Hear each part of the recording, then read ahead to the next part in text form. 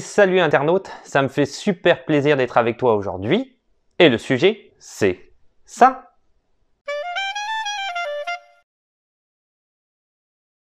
Alors aujourd'hui, une petite vidéo sur Antoine Fuqua, un réalisateur que j'apprécie énormément et qui, d'après moi, est peut-être pas assez connu par rapport à la hauteur de son talent, je te dirais. La vidéo va être divisée en deux parties, un petit peu comme d'habitude. On va faire je vais arrêter de dire on, je vais faire, je dis tout le temps on comme si j'étais un roi. Je vais faire une mini bio en fait assez rapide, assez succincte pour te présenter qui est Antoine Fuqua, comment est-ce qu'il a pu débuter en fait dans le milieu du cinéma et à quel moment. Et ensuite, évidemment, comme d'habitude, toujours le même genre de vidéo, sa filmographie, donc les différents films qu'il a pu faire jusqu'à maintenant. Alors, probablement qu'il y aura 2 vidéos parce que sa filmographie est assez longue. Certes, c'est pas John Carpenter avec 50 films, mais il en a quand même quelques-uns en arrière de lui. Dans sa filmographie, tu verras que c'est pas pour moi c'est pour ma part un très grand réalisateur. Je l'aime beaucoup. J'adore sa manière de tourner, sa manière de filmer, sa manière de monter. Il y a une manière très particulière, une vision comme ça en tant que réalisateur, un œil, je te dirais, qui est très très particulier, qui vient me toucher moi en tant que spectateur. En tant que personne même, je te dirais plus particulièrement qui aime le cinéma, il y a ce côté-là qui vient me chercher. Mais tous ces films ne sont pas bons. Mais même si tous ces films ne sont pas bons, selon moi, 80% de sa filmographie, c'est quand même très bien. Mais encore une fois, après ça, c'est une question d'opinion et de goût. Peu importe, on voit ça tout de suite. Alors, comment est-ce que Antoine Fuqua a pu percer en fait dans le milieu du cinéma? C'est ça qui nous intéresse pour sa petite bio au départ. Petite anecdote en partant tout de suite, c'est que Antoine Fuqua a dit qu'il a beaucoup été, il a eu énormément de facilité dans ce milieu-là juste à cause de son nom. La plupart des gens dans le milieu pensaient que c'était un Français parce qu'il s'appelle Antoine Fuqua. Et en fait, il y a pas mal participé. Et il expliquait d'ailleurs de manière très anecdotique que des fois, il arrivait sur des tournages, on va en parler après, de vidéoclips, et les gens disaient « Ok, c'est bon, pouvez-vous m'apporter, puisque c'est un Afro-américain, hein, Antoine Fuqua. Donc, peux-tu m'apporter le café, etc. » On parle qu'on est quand même dans les années 80. Malheureusement, il y a encore beaucoup à l'heure actuelle, hein, on en a parlé dans les médias récemment, des stéréotypes, bon, tout ce que tu peux, des idées un petit peu racistes, tout ce que tu peux penser, surtout aux États-Unis, tout ce qui va avec. Et lui disait non, mais moi, j'amène pas de café. Hein. Ah bon, pourquoi? C'est moi le réalisateur. Ça, c'était cool. C'est une petite vengeance de sa part qui savourait, je te dirais. Il en a parlé à plusieurs reprises, c'était vraiment cool. Donc, Antoine Fuqua, il vient du milieu des vidéoclips à la base. Il a commencé en fait en 1987 comme assistant dans une maison de production directement à New York. Il avait fini une université, malheureusement, il avait changé, c'est-à-dire ses parents n'étaient pas vraiment d'accord. Je pense qu'il faisait des études d'ingénieur, je veux pas dire des bêtises exactement, mais il a changé de département pour aller en cinéma dans l'université dans laquelle il était.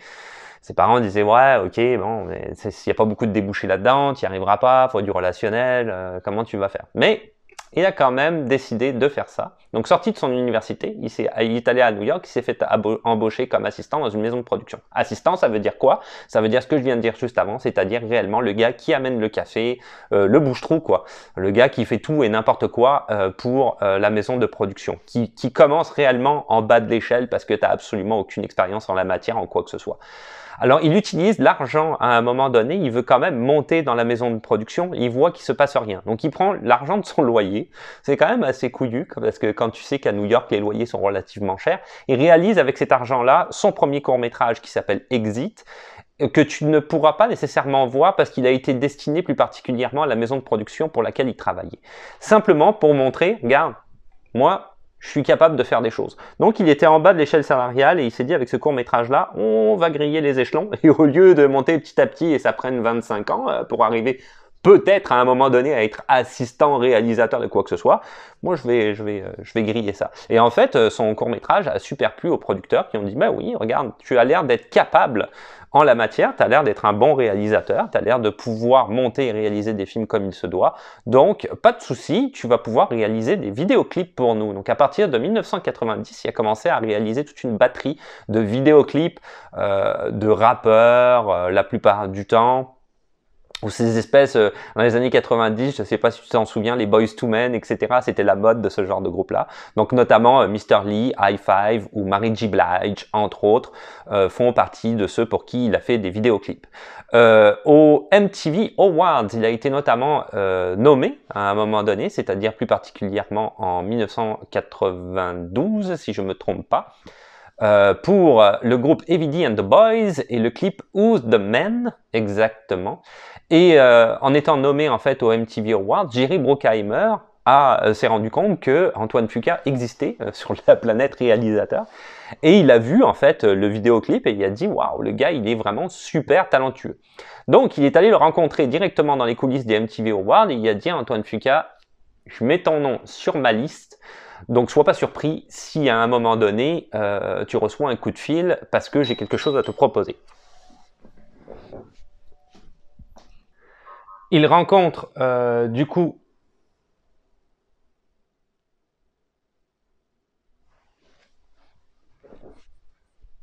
là-dessus. Il se passe rien pendant plusieurs années. Antoine Fuqua retourne à la réalisation de vidéoclips. Tu peux regarder sur son IMDb, il en a fait un paquet. Et en 1995, sort le film, si tu te souviens bien de cette époque-là, si tu étais né, ou si tu l'as vu, Dangerous Minds de John M. Smith avec Michelle Pfeiffer. Donc un film qui évidemment à cette époque-là a fait beaucoup parler, hein. On était en plein dans la vague des années 90, donc les films réellement gangsta, Boys in the Wood, etc. Donc ça allait dans la vague un peu de ces films-là. Et Jerry Bruckheimer appelle notre ami Antoine Fuqua en disant j'aimerais réellement que tu réalises le clip, en fait le vidéoclip, vu que c'est un réalisateur de vidéoclip, pour le film Dangerous Mind avec Coolio qui a fait sa chanson pour ce film-là qui s'intitule Gangsta Paradise. Donc, Antoine Fuqua, il se met à la réalisation du vidéoclip, il n'y a pas de souci. Et Jerry Bruckheimer décide, en fait, pour faire la promotion de son film, d'utiliser plus particulièrement le vidéoclip et pas réellement, je te dirais, la bande-annonce. Il n'y a pas réellement de bande-annonce. C'est réellement le vidéoclip qu'il a mis en avant afin de faire connaître le film. Et le vidéoclip est devenu une pièce d'anthologie assez rapidement pour l'époque, je te dirais. Et à un tel point d'ailleurs qu'Antoine Fuqua a gagné cette fois-ci une récompense au MTV Award. Il continue à ce moment-là à faire des vidéoclips, mais il se passe pas beaucoup de temps avant que finalement ça s'arrête et qu'il débute sa carrière cinématographique. On voit ça tout de suite. Donc, notre ami Antoine Fuqua était dans le milieu des vidéoclips, connu à ce moment-là par l'intermédiaire de Jerry Bruckheimer dans le milieu du cinéma. Et c'est Jerry Bruckheimer qui dit à la Columbia, je vous propose ce réalisateur-là pour un nouveau projet que John Woo avait l'intention de faire, qui s'appelle de produire plus particulièrement, qui s'appelle The Replacement Killer, qui est sorti à ce moment-là en 1998. John Woo, alors 6.1 sur IMDb, avec Chow Yun-fat et Mira Sorvino de Replacement Killer. John Woo avait vraiment le vent en poupe à Hollywood, il avait sorti Broken Arrow, il avait sorti Face Off qui a été un succès phénoménal pour la compagnie, donc réellement, il voulait absolument, la Columbia, que ce film se fasse. Et c'est Jerry Bruckheimer qui a proposé Antoine Fuqua. Alors, pourquoi Mira Sorvino se retrouve dans ce film-là? Parce que c'est absolument pas son type de film. Deux raisons à ça. D'abord, elle parle le cantonais, et couramment, ce qui est assez étonnant. Et Chow Yun-fat, c'était son premier film américain poussé par John Woo, qui a dit non, mais il faut que tu continues, parce que je te rappelle, en 1997, Hong Kong, c'était terminé, ça a été de nouveau annexé par la Chine. Donc, il y a beaucoup de cinéma qui s'est exporté à ce moment-là aux États-Unis, et beaucoup de créateurs, comme par exemple John Woo. C'est que John Woo a dit à Chow Yun-fat, il faut absolument que tu fasses des films aux États-Unis, va faire ce film-là, ton premier grand rôle, ça va être parfait pour toi. Et en ayant Mira Sorvino, c'est sûr que c'était plus simple parce que Chow Yun-fat ne parlait pas un mot d'anglais. Donc son anglais était très approximatif. Il a dû apprendre toutes ces lignes de dialogue dans le film de manière phonétique. Et elle pouvait l'aider aussi à comprendre un petit peu ce qu'il disait, c'était quoi le scénario, etc. Car elle pouvait le traduire littéralement quand même assez rapidement. Il faut te dire aussi qu'à l'époque, la personne qui était le conjoint, on va dire, de Mira Sorvino, c'était Quentin Tarantino. Et Quentin Tarantino avait dit à Mira Sorvino, en plus de parler cantonais, ça va être super bon pour ta filmographie, ça va faire un gros changement. Et en plus de quoi, Il connaissait bien John Woo et il pensait qu'il allait avoir quand même une certaine originalité dans ce film-là. Donc, le projet, malheureusement, pour notre ami Antoine Fuqua, c'est ça qui nous intéresse, se passe très très mal. C'est le premier film, la première réalisation du réalisateur qui sort des vidéoclips. La Columbia dépêche une productrice directement sur place pour essayer de vérifier c'est quoi qu'il fait parce que c'est un budget qui est conséquent pour eux à l'époque. Je te rappelle qu'on est en 1998, le film avait coûté 30 millions de dollars et ils décident que ce qu'il fait, c'est pas terrible, selon eux. Ils disent que oui, on veut plus du John Woo, on veut plus quelque chose qui soit réellement dans l'action, même si je pense qu'ils comprenaient pas trop ce que faisait John Woo, honnêtement. Donc, ils laissent le film se faire. Ils prennent le film directement à la prod, et c'est eux qui ont tous les droits. Ils remontent le film, et ils ont sabré dans le film, mais d'une manière monumentale. C'est-à-dire que le film durait 2 heures, avec réellement une construction des personnages, une construction de Mira Sorvino, du personnage de Mira Sorvino, du personnage de Chow Yun-fat. Il y avait réellement comme ça, comment dire, une complicité qui augmentait au fur et à mesure des scènes entre les deux personnages. Ils ont coupé tout là-dedans pour laisser uniquement les scènes d'action et le film a été réduit à une durée de 1h27, ce qui est hyper dommageable en fait pour la trame du film, pour la narration. C'était un film qui était bien plus abouti que ça et qui termine en étant une pâle copie de ce qu'il aurait pu être et surtout un film qui reste, comment dire, une parodie quelque part des films de John Woo, ce qui est très dommage. À mon sens, c'est quand même un film qui est pas si mal parce qu'on retrouve un peu la touche de Antoine Fuqua, sa manière de filmer, caméra à l'épaule, des plans qui sont très rapides, des plans qui sont plus larges, que j'aime beaucoup, un petit peu à la Luc Besson avec des profondeurs de champ et des personnages qui sont comme tous alignés les uns en arrière des autres. Donc il y a réellement comme ça, si tu veux, la première fois où tu peux voir un petit peu la touche Antoine Fuqua scénaristique au niveau de la réalisation, excuse-moi. Le film, naturellement, il marche pas. Donc il remporte 19 millions de dollars. Il n'a coûté que 30 millions justement. Et il n'a quasiment pas eu de promotion. Ce qui, naturellement, non plus n'a pas aidé le film, hein, ça c'est clair. Après cet échec, en fait, qui est à la fois un échec commercial, mais aussi un échec personnel et voire même professionnel pour Antoine Fuqua le prend vraiment mal. Cette histoire de remplacement de killer, il a vraiment mal pris.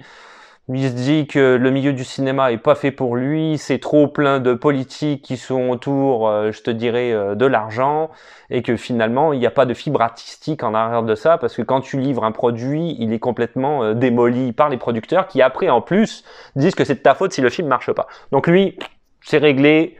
On fait plus de films, c'est terminé, je vais rester dans les vidéoclips, ou si je fais un film, c'est parce qu'à un moment donné, j'imagine que c'est ça qui a dû se dire, je vais avoir un certain nom et je pourrais avoir plus de créativité, plus de poids, je vais monter une maison de production, peu importe c'était quoi son idée, mais il ne veut plus rien savoir des films. Mais voilà ce qui arrive. Il arrive le film Bait en 2000 avec Jamie Foxx, David Morse et Jamie Kennedy, budget 51 millions de dollars.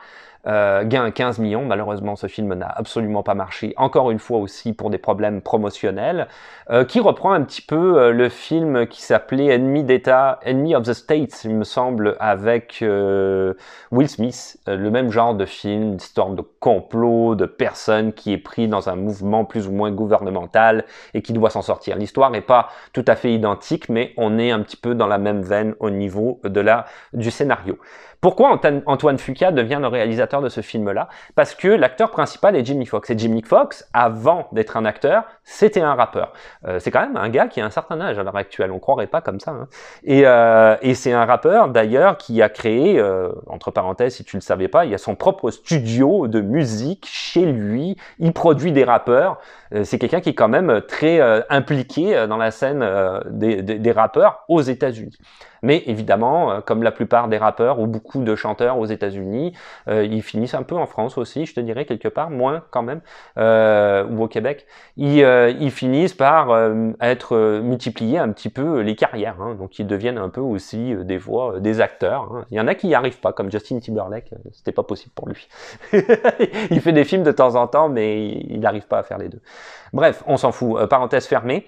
Jamie Foxx commence le film, le réalisateur c'est Stéphane Surgic à ce moment-là, et ils s'entendent pas du tout. Il y a ce qu'on appelle un différend artistique. C'est comme ça qu'on appelle ça aux États-Unis. Ça veut dire que on s'entend pas, quoi. En gros, le réalisateur te donne des directions. Toi, en tant qu'acteur, tu penses avoir compris le personnage. C'est pas comme ça que tu le vois. Donc, ça se passe mal. Ça fait de l'embrouille et ça fonctionne pas. Mais Jamie Foxx était quand même déjà connu à l'époque, comme je te le rappelle. C'était un rappeur quand même assez important. Donc, il fait virer le réalisateur. Carrément. Et la prod lui demande, d'accord, tu le fais virer, mais tu veux le remplacer par qui? Et lui, il dit, on va remplacer par Antoine Fuqua. Parce qu'Antoine Fuqua, c'est un réalisateur de clips, je le connais bien, et je suis persuadé qu'il arrivera à faire du bon travail. Et du coup, Antoine Fuqua est réembarqué, grâce à un ami à lui, Jamie Foxx, dans le milieu du cinéma, sinon il n'aurait pas fait ce film-là. Donc, Bait, en 2000. Le film, en tant que tel, je te dirais, est moyen. Il y a deux raisons à ça. D'abord, il a mal vieilli. Ça, c'est le premier point. C'est certain, ça aide pas. Parce que du coup, il est un petit peu cliché. 1 milliard de films se sont faits à la suite de ce film-là qui reprennent le même type de scénario. Et puis, deuxièmement, je trouve que le scénario est un peu tiré par les cheveux quand même si tu te remets dans le contexte de l'époque. Donc, j'ai pas nécessairement très apprécié le film. Encore une fois, ça reprend quand même la manière de filmer Antoine Fuqua. Donc, très proche de l'action, très rapide et pour moi, très appréciable. Alors finalement, même si Bait a été un flop, il a quand même fait son entrée dans le milieu du cinéma. Parce qu'il faut dire que dans les boîtes de production, il faut quand même qu'ils aient certains réalisateurs. Et donc à un moment donné, ils sont un petit peu en panne de réalisateurs. Et les boîtes de prod ne font confiance qu'à des gens qui ont de l'expérience, pas de nouvelles personnes. Donc il faut toujours que tu aies déjà fait des films. Mais là, il en a fait. Il en a fait 2. Donc ça fonctionne. Pour les boîtes de prod, il tombe du coup dans le projet Training Day qui est sorti en 2001, qui est le film qui l'a mis dans la planète Hollywood, qui l'a mis indétrônable en tant que réalisateur, et qu'à partir de ce moment-là, quand tu es ce genre de réalisateur, quand tu as fait ce genre de film-là, tu peux par la suite faire des merdes de temps en temps, c'est pas grave, on va t'excuser parce que tu as fait un grand film. Training Day, c'est ce film-là. Il date de 2001, 7.1 sur 10 sur IMDb avec naturellement Denzel Washington, Ethan Hawke, Scott Glenn, Tom Berenger, Dr. Dre et Snoop Dogg. À savoir d'ailleurs que la soundtrack, donc la musique du film, a été composée naturellement par Dr. Dre. Le film a coûté 45 millions, il a remporté 104 millions. C'est un succès, ça a très bien marché, la plupart des gens adorent ce film-là. C'est, selon Denzel Washington d'ailleurs, son rôle préféré, le rôle qu'il a pu jouer dans ce film-là. Il a gagné un Oscar pour ce rôle-là. Tout le film, selon moi, le film est trop haut noté sur IMDb. Moi, j'ai pas apprécié le film du tout. Je suis complètement à contresens de tout le monde à ce niveau-là, hein, c'est comme ça. Je trouve que tout le film, en fait, repose uniquement sur la prestation de Denzel Washington et que si tu regardes uniquement... Oui, ok, il joue très bien, je remettrai pas ça en cause. Il joue très bien, il a ajouté des lignes de dialogue, dont notamment la fameuse ligne de dialogue King Kong, il parle de King Kong à la fin, là, de manière métaphorique, quand il est pris au milieu du ghetto tout seul. Bon, il a beaucoup d'improvisation. Il a, calqué son rôle de policier sur un policier un petit peu comme ça corrompu qui existait à l'époque et il l'a très bien refait. Donc, il y a réellement, il y a réellement un effort de la part de Denzel Washington qui est hyper appréciable. Ethan Hawke joue réellement bien, mais le film, pour moi, est mal écrit.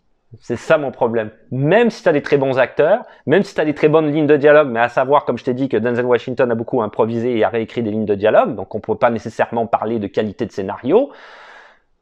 Voilà. Moi, je trouve que c'est cliché. Le film, pour moi, n'apporte rien. À partir du moment où le film commence, je sais déjà comment il va finir. À l'époque, j'entends. Hein. Donc, quand j'ai vu ce film-là,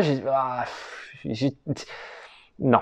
Je comprenais pas trop pourquoi tout le monde aimait ce film-là. Tu vois, maintenant je le comprends avec un peu plus de recul à cause de la prestation de Denzel, comme je viens de te parler, mais voilà.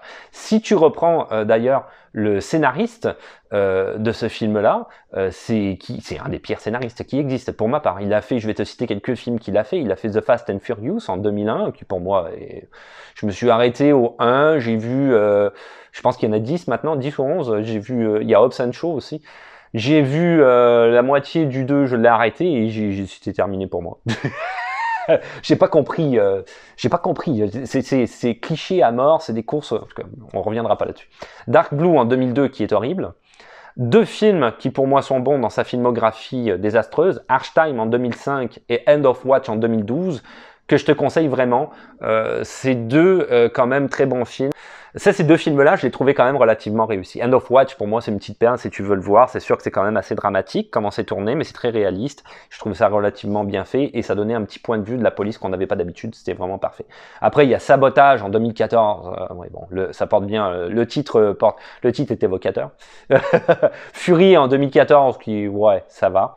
C'est moyen, mais ça va. Et Suicide Squad en 2016, qui est un véritable désastre également. Et un tel désastre, d'ailleurs, qu'ils en ont fait un remake, hein, un reboot avec James Gunn. Mais James Gunn a très bien fait ça. Dans le reboot, il n'y avait pas de souci. Donc, bon. Reboot qui, d'ailleurs, par la suite, a eu un dérivé, un spin-off, une série télé que j'ai beaucoup appréciée, The Peacemaker. Mais je parle trop. On va continuer sur sa filmographie. Et on arrive ensuite en 2003 avec le film Tear of the Sun, 6.6 sur 10 avec Bruce Willis et Monica Bellucci notamment. Il a coûté 75 millions, il a remporté 86 millions, donc c'est pas un gros succès, mais ça a marché, ça s'est remboursé. J'ai trouvé le film très bien, j'ai bien aimé ce film-là, une belle ambiance. Très bien filmé, des bons rapports entre les personnages, une belle progression au niveau justement des personnages, de la narration et un film qui m'a un petit peu surpris. Je ne m'attendais pas à ce que les soldats réagissent de telle manière à un moment donné.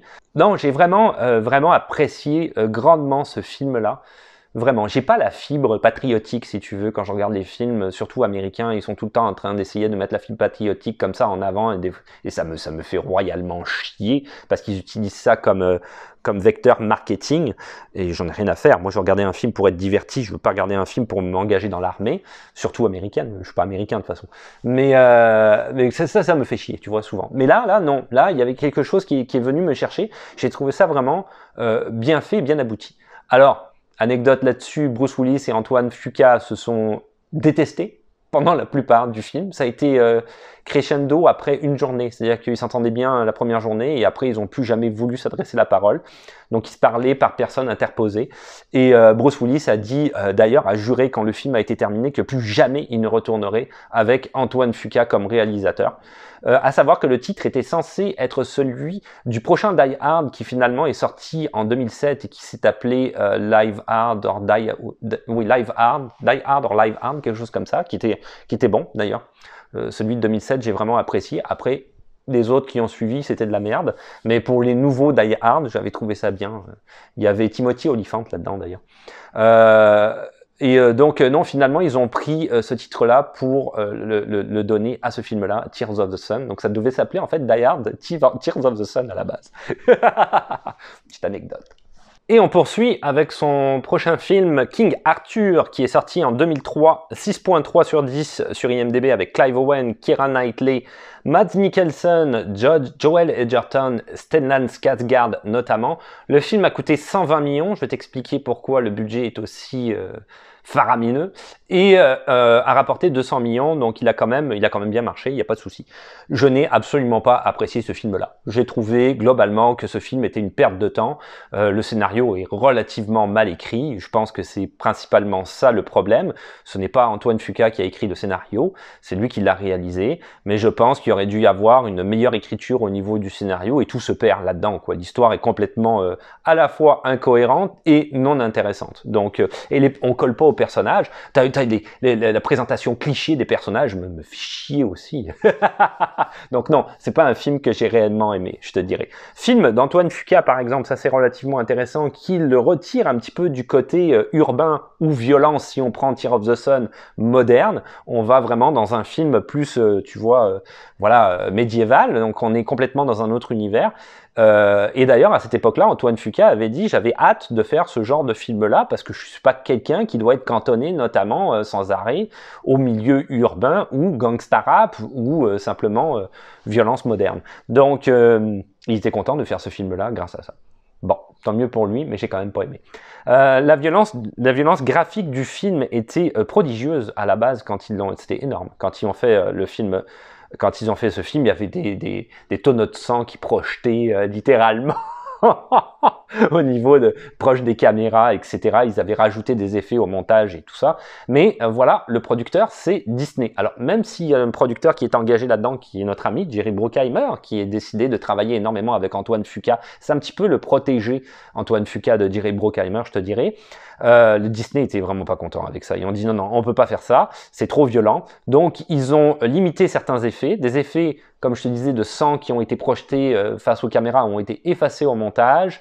Et on a atténué prodigieusement aussi certains effets spéciaux qui étaient donnés à travers le film au montage pour éviter que ce soit trop violent. Alors, Antoine Fuqua et Jerry Bruckheimer étaient absolument pas contents avec ça, les deux. Ils étaient très contents en fait avec le film tel qu'il avait été fait. Et il y a eu un director's cut finalement qui est sorti avec un petit peu une version plus appropriée de ce que eux pensaient faire à la base. Et même eux, dans le director's cut, si tu écoutes les commentaires, ils le disent, c'est même pas proche de ce qu'on avait fait au départ. Donc, même si c'est plus violent dans le director's cut, en fait, leur idée originale, la manière dont ils l'avaient conçue, c'était encore plus violent que ça. Mais malheureusement, ils n'avaient pas pu récupérer certains effets qui avaient été effacés par la prod. Petite anecdote quand même hyper intéressante, c'est que Daniel Craig avait été choisi pour jouer le rôle de Clive Owen à la base, mais Jerry Bruckheimer s'est opposé à ça parce qu'à l'époque, il y avait des rumeurs comme quoi Clive Owen allait être le nouveau James Bond. Et Jerry Bruckheimer s'est dit, si on a Clive Owen, le nouveau James Bond, ça va amener de la plus-value au film. Le temps que le film sorte, Clive Owen va être dans la production du nouveau James Bond, et du coup, ça va faire parler, si tu veux, du film King Arthur. C'est ironique, parce que finalement, c'est Daniel Craig qui a pas eu le rôle, mais qui a été James Bond. Donc, il aurait dû choisir. Le premier choix d'Antoine Fuqua était Daniel Craig, et Jerry Bruckheimer aurait dû avoir confiance finalement en Antoine Fuqua, parce que, je te dirais, le karma aurait fait que ça aurait été directement dans le sens de Jerry Bruckheimer, ce qui n'a pas été le cas. Donc, très mauvais choix de la part de Jerry Bruckheimer. Des fois, on fait des choix dans la vie et on s'en mord les doigts. Hein.